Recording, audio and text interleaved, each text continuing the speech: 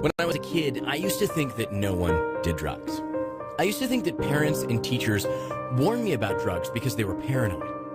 I didn't know the difference from uppers or downers. I didn't know that drugs could be injected, snorted, or smoked because I was a kid. At age 15, I started to chew tobacco, drink, and use recreational drugs. At age 17, I was sent to rehabilitation for 6 months, and I didn't graduate high school with my class. After 6 months of rehab, I graduated, and I went right back into my old addictions. Then I got in trouble with the law. I wasn't a criminal, I told myself. I was just addicted. When I was 20, my close friend died from overdose. When I was 23, another friend of mine killed himself with drugs. I was starting to see a face of addiction that I never saw before.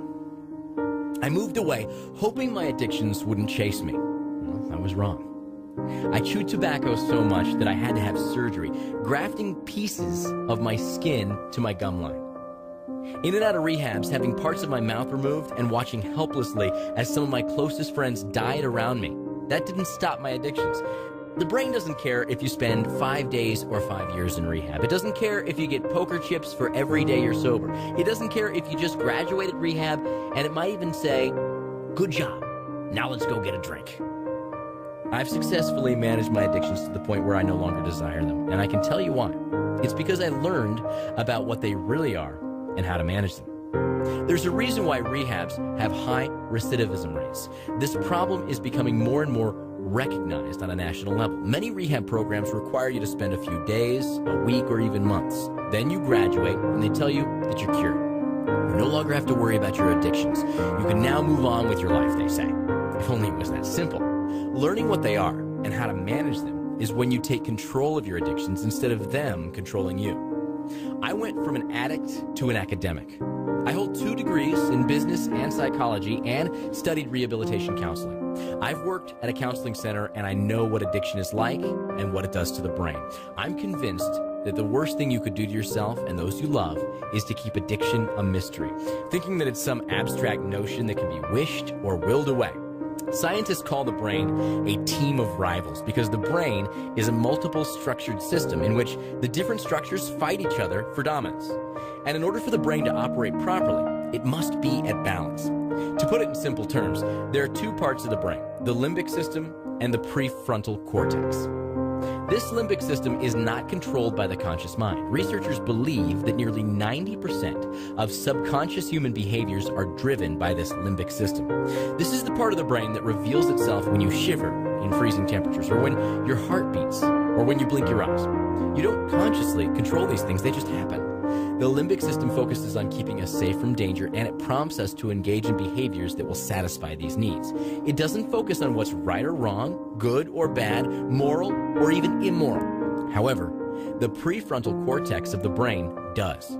What largely makes humans different from animals is this higher functioning brain. This is the part of the brain that reasons. It's logical, and it understands consequences. Often, people with addictions describe feeling as if there are 2 different people competing against each other. One that desperately wants to quit, and the other that strongly urges them to continue.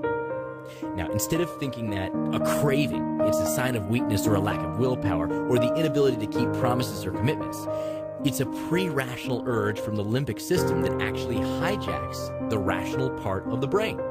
This is why many non-addicts do not understand why an addict will make commitment after commitment and break promise after promise to themselves and those that they love. Those close to an addict see them as a Dr. Jekyll and Mr. Hyde, where Mr. Hyde is taking over.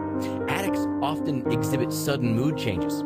It's a pathological problem in which the brain is imbalanced, where the emotional and impulsive side dominates the rational side. This is why addicts seek the short-term emotional benefits of their drug over the long-term negative consequences.